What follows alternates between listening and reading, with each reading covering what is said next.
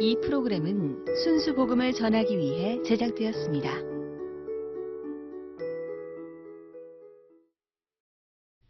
예루살렘 성에는 양문이란 문이 있었는데 그 곁에 베데스다라고 하는 연못이 하나 있었습니다. 이 베데스다라는 뜻은 행랑의 집 혹은 강남의 집이라는 뜻이 있었는데 특별히 자비의 집이라는 의미로 많이 사용이 되었습니다.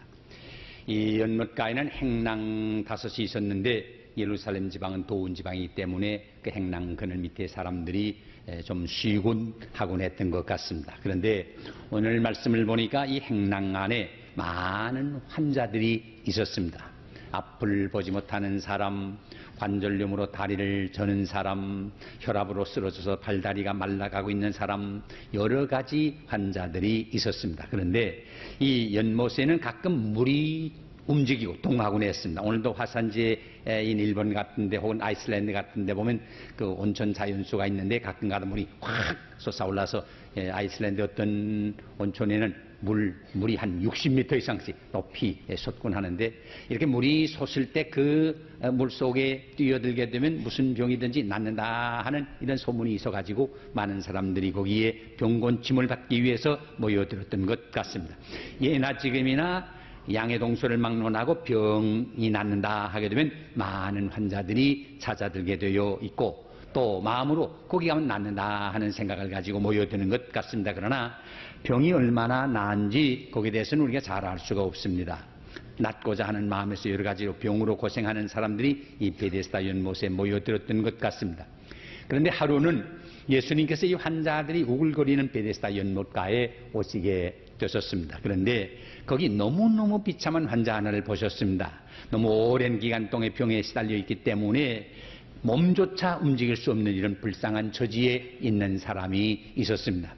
그래서 그렇게 많은 환자 중에서 예수님의 눈에 특별히 띄었는지도 모르겠습니다. 베데스다 연못가에 모여있는 환자들은 대개 병원이란 병원은 다 찾아본 사람들입니다. 그러나 고침을 받지 못한 난치병 환자들이었습니다. 병원에서도 못 고치니 베데스다 연못에 가서 물이 동할 때에 빨리 뛰어들어가시고 고침을 받고자 하는데 그러니까 막연한 희망들이 다 거기에는 있었습니다. 이 비참한 광경은 어쩌면 그 당시 유대 사람들의 정신적인 상태를 나타내고 있다고 해도 과언이 아니라고 생각합니다. 저들은 하나님의 진리를 바로 바라보지 못하는 영적인 말하자면 맹인들이었습니다. 하나님 앞에서 바로 살지 못하는 말하자면 영적인 절뚝발이었습니다. 그리고 그들은 하나님의 택함을 받은 선민으로서 그와 같은 고귀한 특권과 신분을 가지고 있으면서도 불구하고 그들의 특권과 신분에 합당치 못하게 사는 말하자면 혈기 마른 사람과도 같았습니다. 그런 가운데도 생존 경쟁은 벌어지고 있었습니다. 거기 찾아온 환자들은 가끔 연못에 물이 동할 때 그때 얼른 데려가면 곤침을 받는다고 믿고 있었습니다. 그렇기 때문에 베데스다 연못가의 행랑에는 수많은 환자들이 연못에 물이 동하기만을 눈이 빠지게 기다리고 있었습니다. 그리고 그들은 이제 물이 동할 때에 누가 먼저 들어가는가 하는 것 때문에 눈이 불을 켜고 있었습니다. 그런데 예수님이 보신 이 환자는 사실 이 축에도 끼울 수 없는 이런 불쌍한 처지에 있는 환자였습니다. 정말 이 환자는 절망적인 상태에 놓여 있었습니다. 병이 생긴 지가 38년이나 되니까 그러니까 거의 일생을 병 속에서 산 사람입니다. 말하자면 살고 있다고 말하기보다는 죽어가고 있다고 말하는 표현이 적절할지도 모르겠습니다. 비참한 환자였습니다. 그의 눈에는 희망의 빛이란 사라진 지 이미 오래습니다. 자기 몸도 마음대로 움직일 수 없게 된 지 한두 해가 아니었습니다. 이제 그는 모든 것을 다 거의 포기한 상태였습니다. 그저 이러다가 언젠가는 가겠지 죽고 싶어도 마음대로 죽을 수가 없어 그날만을 기다리고 있는 이런 처지였습니다. 이 환자는 너무너무 괴로워서 아야 굶어 죽어버릴 생각으로 며칠씩 식음을 전폐한 적도 있었을 것입니다. 그런데 밥을 굶으니까 배는 고픈데 정신은 또 말똥말똥 깨끗해지고 음식 냄새가 나게 되면 보통 때보다 막 사람을 자극을 시키고 감당을 할 수가 없어서 에이라모를 가다 또 먹고 그래서 또 연명이 되고 그래서 지금까지 38년 동안 살아온 사람입니다. 우리는 이 환자에게 대한 깊은 동정심을 가집니다. 38년이란 세월이 짧은 시간은 절대로 아닙니다. 우리는 그가 처음 병들었을 때 그 친구들이 꽃을 가지고 위면 누우고 맛있는 음식을 만들어 가지고 와서 병문안을 하고 위로했을 것이라고 생각합니다. 그러다가 그가 죽었다면 그를 위해서 아마 눈물을 흘리며 고별의 예배를 드렸으리라고 생각합니다. 만일 그의 병이 회복이 되었다면 기쁨으로 와서 축하를 해 주었을 줄로 생각합니다. 자, 그런데 이 사람은 병으로 죽지도 않고 그렇다고 병에서 회복되지도 않았습니다. 날이 갈수록 병문안 오는 사람은 점점 줄어들기 시작했습니다. 이제는 그 방에 꽃 한 송이 없었습니다. 달이 가고 해가 바뀌는 동안에 이 불쌍한 환자는 이웃들에게서 거의 기억이 나지 않을 정도로 잊혀져 가고 있었습니다.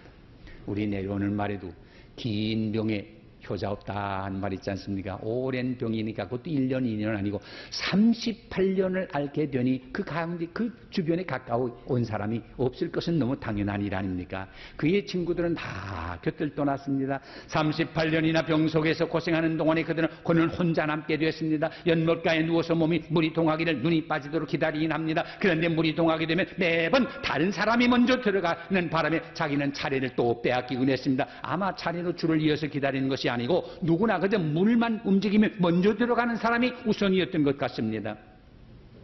정말 반복되는 실망은 이 환자에게 있어서 참기 어려운 일이었습니다. 연못가에 있던 다른 환자들은 가족이나 친구들이 있었기 때문에 도움을 받을 수가 있었습니다. 그러나 이 불쌍한 38년 된 환자는 그 곁에 아무도 없었습니다. 그렇기 때문에 더 불쌍했습니다. 그래도 이 환자는 아주 포기하지 아니하고 언젠가는 기회가 올 것인가 하는 기대 속에서 기다렸습니다. 그리고 또 노력할 수 있는 건 노력했습니다. 어느 날입니다.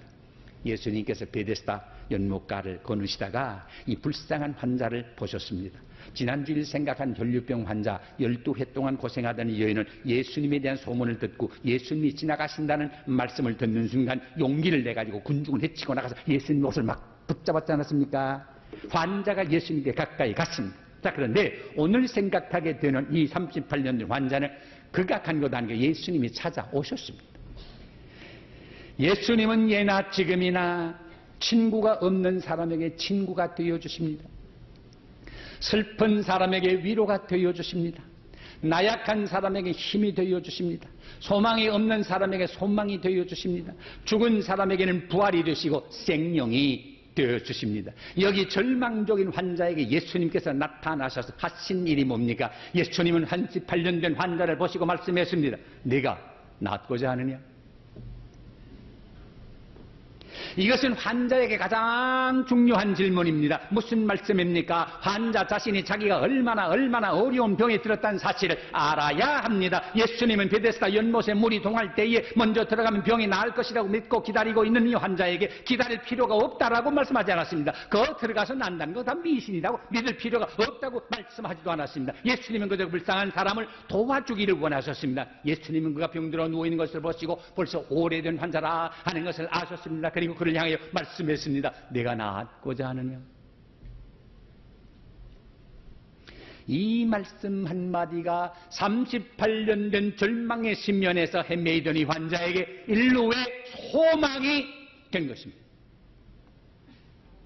주여, 물이 동할 때 나를 못에 놓아줄 사람이 없어. 내가 가는 동안에 다른 사람이 먼저 들어갑니다.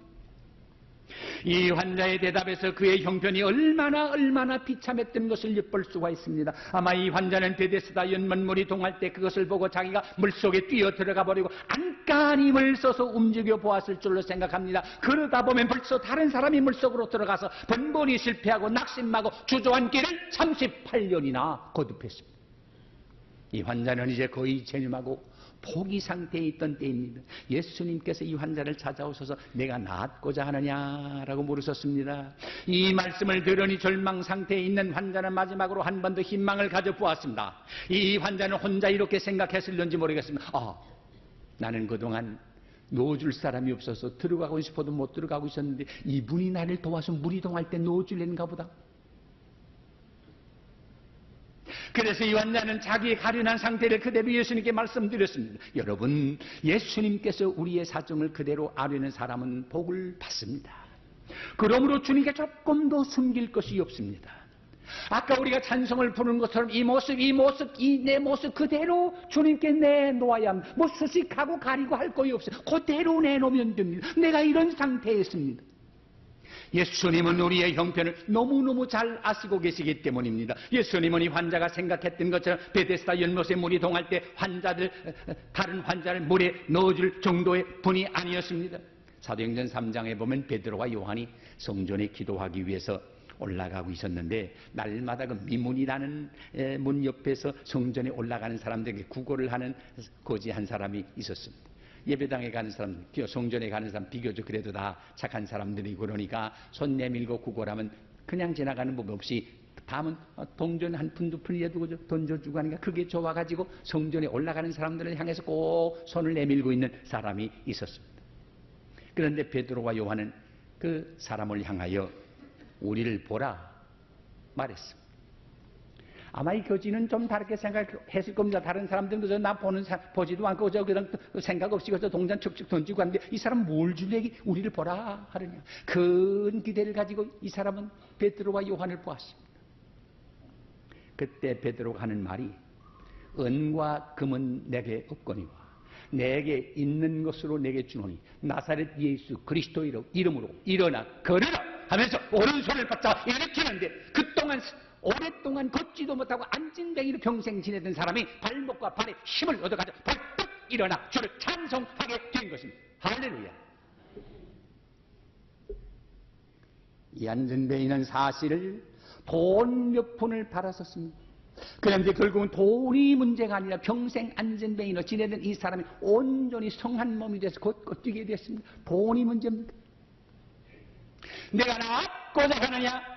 얼른 생각할 때 좀 이상하게 들릴 수 있을는지 모르겠습니다. 38년 된 환자에게 내가 낫기를 원하느냐 물으신 것은 너무 당연한 질문 아닙니까? 그럼 물어보나만 아닙니까? 그런데 사실은 그렇지 않습니다. 이 사람은 38년 동안 병에 시달리면서 희망이라고는 아예 사라지고 남은 것이라고는 거의 절망밖에는 없을 때였습니다. 그런데 예수님은 이 환자에게 희망을 불어 넣어주었습니다.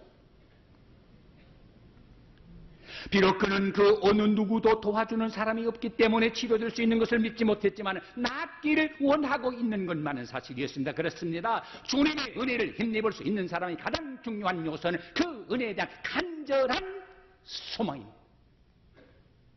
우리가 진정으로 간절하게 원하면 하나님의 능력에는 한계가 없습니다. 그래서 예수님은 도움이 필요한 사람들에게 내 소원이 뭐냐 꼭 물었습니다. 예수님이 몰라서가 아닙니다. 본인이 이런 간절한 마음, 안타까운 마음이 있어야 합니다. 오늘도 이렇게 예배당에 나오신 여러분 참 잘하셨습니다. 그런데 그냥 나왔다가 생각 없이 돌아가면 공연한 시간 낭비입니다. 무슨 간절한 소원이 있어야 합니다. 여러분의 소원이 뭡니까? 내 심령이 얼마나 병들었다는 사실을 아셔야 합니다. 나는 다른 건 없어도 내 심령 병든 것 고침받기를 원합니다. 고침 멀쩡할지 모르지만 내 심령은 38년 된 환자와 같습니다.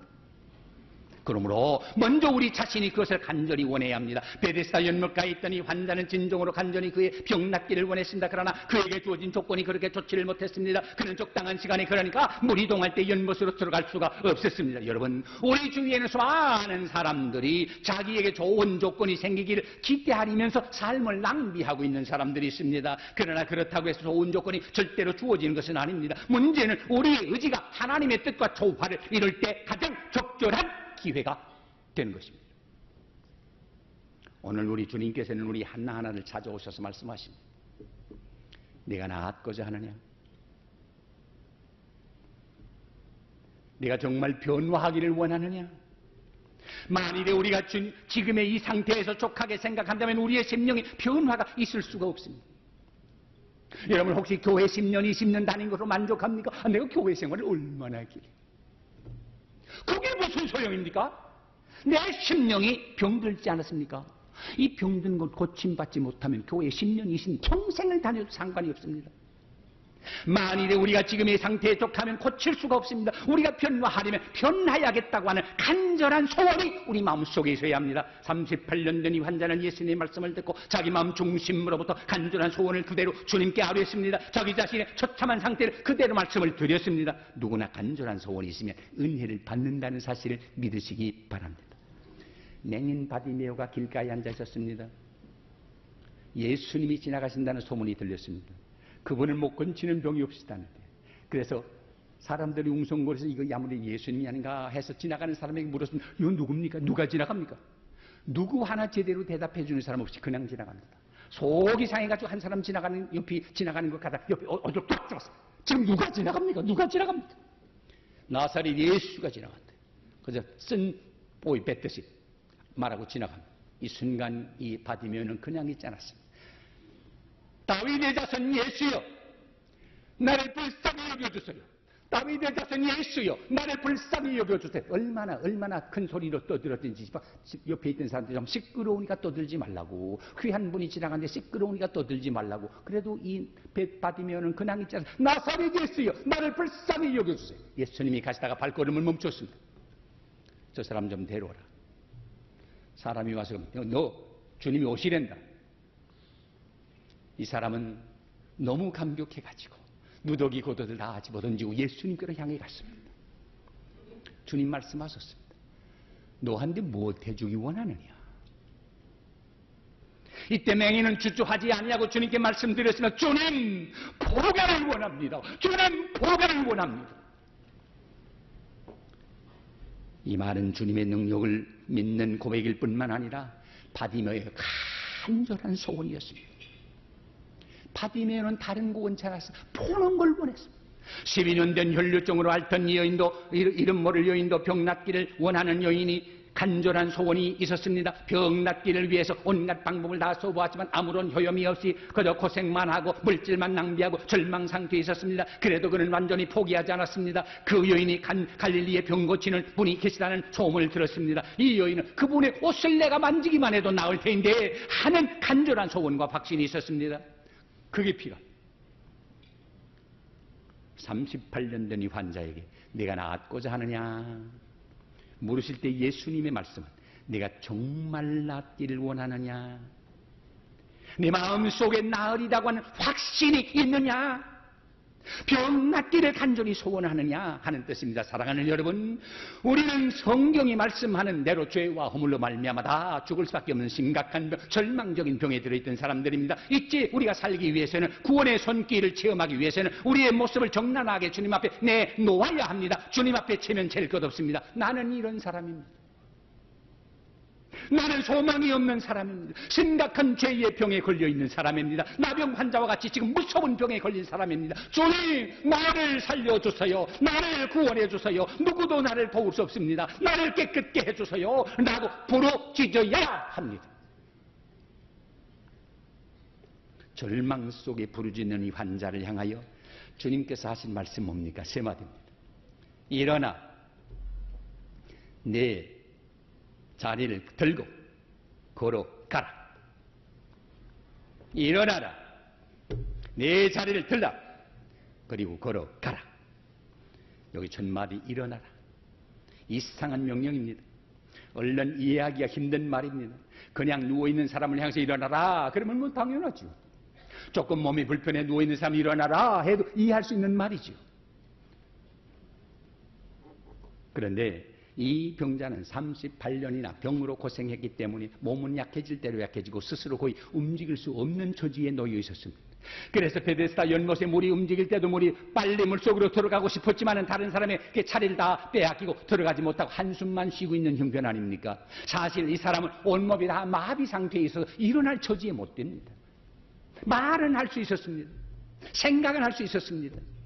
눈으로 볼 수도 있었습니다. 들을 수도 있었습니다. 밥을 먹을 수도 있었습니다. 그러나 할 수 없는 한 가지가 있었습니다. 일어나는 것만은 할 수가 없었습니다. 주님은 언제나 사람의 생각으로는 불가능한 일처럼 보이는 일을 가지고 도전하십니다. 사람으로는 할 수 없으나 하나님은 하시느니라. 우리는 사도 바울이 빌립보 교회에 주신 편지의 말씀을 기억합니다. 내게 능력 주시는 자 안에서 내가 모든 것을 할 수 있느니라. 이 말씀 믿으시면 아멘 하시기 바랍니다. 주님은 오늘도 우리 사회를 거닐고 계십니다. 그러나 병 낫고자 하는 간절한 마음으로 그리고 신실한 믿음을 가지고 주님께 나오는 사람만이 일어나라 하는 하나님의 음성을 들을 수가 있습니다. 그리고 이 음성 듣고 일어나는 기적을 체험하게 되시기를 바랍니다. 그리고 둘째, 내 자리를 들라 그랬습니다.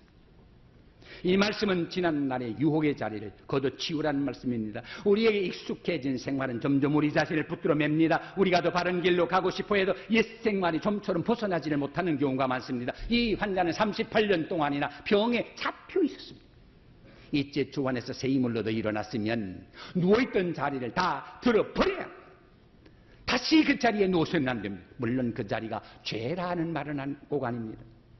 새 사람이 되기 전에 습관, 새 사람이 되기 전에 그 취미, 오락, 이거 꼭 나쁘다는 말만은 아닙니다. 그러나 그리스도인으로 살아가는데, 믿음의 경주를 하는데 걸리는 것 있으면 벌써 버려야 합니다. 성경에도 그랬습니다. 히브리서 기자가 이러므로 우리에게 구름같이 둘러싼 허다한 정에 내리시는 모든 무거운 것과 얼매기 쉬운 죄를 벌써 버리라. 그래서 믿음의 경주를 경주하라 그랬습니다. 여러분 텔레비전을 통해서 다 보셨으리라 믿습니다만 200m, 100m, 1000m 경주하는 사람이 쭉 나왔는데 나처럼 이렇게 가운을 입고 나와서 뛰가다가 저렇게 서 있는 거 봤습니까? 말은 안 됩니다. 물론 이게 죄는 아닙니다. 그러나 이거 입고 100m, 200m 달려갈 수가 있어요? 남은 다 벗고 간다. 심지어 공기의 압력까지도 계산해가지고 최소한의 압력을 받게 하는 옷을 입고 다닙니다. 그래야 0.001초라도 빨리 갑니다. 옷 자체가 죄는 아니지만 걸리는 거, 방해되는 건 벌써 버려야 합니다. 그래서 예수님도 38년 된 환자를 향하여 내 자리를 들라 말씀했습니다. 끝으로 걸어가라 말씀했습니다. 이 말씀은 행동을 개시하라 그 말입니다. 베데스다 연못에 누워있더니 환자처럼 나를 도와주는 사람이 아무도 없다고 불평하는 사람이 많습니다. 교회도 그렇습니다. 어떤 사람은 예배당에 나오면 뭐 누가 나를 도와줄 줄 알았는데 아무도 나를 알아주는 사람 없더라. 뭐 교회도 다 그렇더라. 목사라는 사람은 나 알아주지도 않더라. 이렇게 불평하는 사람 없습니까? 아직도 일어나지 못해서 그렇습니다. 좀 더 믿어보세요. 좀 더 확신을 가지고 보세요. 누가 나 도와주지 않아도 내가 스스로 일어나 걸어갑니다. 붙들어줘서 걸어가는 건 완전한 게 아니라 내가 걸어가야 합니다. 활동의 시작입니다. 병이 나는 것입니다. 병이 나면 언제나 일을 할 수가 있습니다. 우리 교회 권사님 가운데 뭐 이 자리에 계신지 모르겠습니다만 원래 젊었을 때는 불교인으로 아주 불교에 빠져가지고 사는 사람인데 어떻게 예수 믿는 집하고 결혼을 하게 됐습니다. 근데 젊을 때 그만 남한테 속아가지고 실패를 해서 아무것도 없이 뭐 밥벌물 정도가 됐습니다. 근데 다행한 것은 그 신우 되시는 분이 우리 교회 지금도 나오십니다만은 그분이 참 훌륭한 분이고 착한 분이고 해서 동생네 이렇게 고생하셔서 어떡하나 좀 여유가 있고 그러니까 도와주는데 한 달에 한 번 주자고 매주일 줬습니다. 어떻게 도와주냐면 꼭 예배당에 나오라고. 그래서 예배 드리고 그다음 점심하고 그다음 돈을 주곤 했습니다. 그러니까 돈 때문에 뭐 예배당에 있는데 나와봐야 뭐 지루하고 하여간 목사가 30분 설교하는데 자기는 지금 말하는데 3시간 하는 것 같더래요. 지루하고 그래서 몸이 찌긋찌긋해서 가서 이렇게도 보고 저렇게도 보고 그러다가 그래서 예배 간신히 끝나면 나가서 점심 대접받는데 그게 점심이고 뭐 예배가 중요한가 돈을 얼마 주나 거기에 이제 관심이 있는데 그래서 돈 주면서 포테스라고 해서 이제 살고 나니까 주일이 오는 게 뭐 기쁘긴 하지만 또 예배 가서 드릴 생각하면 그렇게 싫고 힘들었는데 그렇게 오랜 동안을 지냈는데 한 번은 그분이 설교 본문 제목까지 기억하더라고요. 요한복음 2장을 가지고 내가 설교를 하는데 맛없는 세상, 맛있는 세상이라는 제목을 가지고 설교를 하더래요. 근데 그 말이 언제가 확 가슴에 들어오더니 내가 지금까지 정말 맛없는 삶을 살았구나. 이렇게 맛있는 세상이 있는데 그때 깨져가지고 예수를 믿기 시작하는데 또 그분이 참 그 권사님 성격이 아주 적극적이야. 아주 활발하고 그러는데 그건 얼마나 열심히 그 다음부터는 교회를 섬기는지요. 지금 우리 교회 권사님이에요. 본인이 그래요. 남들이 그런데 권사님 올케 저 신우님 누가 인도했어? 군사님 인도했지? 반대가 됐어. 그 신우님 아주 착하고 얌전하고 이제 그런 분이요. 예수 믿으면 일어나 걸어요. 누가 나를 도와주나, 누가 나를 알아주나 하기 전에 내가 도와주고, 내가 알아주고, 내가 인사해. 이게 걷는 거예요. 사랑하는 여러분, 일어나 걸어라. 사실 우리의 심령이 다 38년 된 불쌍한 환자 같지 않습니까? 누가 도와주는 사람 없이 희망 없이 사는 분은 없습니까? 먼저 내 심령이 얼마나 불쌍하다는 사실을 알아야 고침받을 수 있습니다. 교회에 오래 다녔다고 그거 내세우지 마. 아무 의미 없습니다. 내 심령의 병이 고침받아서 주님의 음성 들어 일어나 옛날 습관 다 벗어버리고 걸어 활동함으로 이 땅에 살지만은 영혼을 맛보며 영생을 맛보며 천국 생활하는 여러분 다 되시기를 주의 이름으로 축원합니다. 기도하십니다. 이 프로그램을 보시고 영상 선교에 참여하실 분은 후원 전화 02-6333-1003번으로 전화 주세요.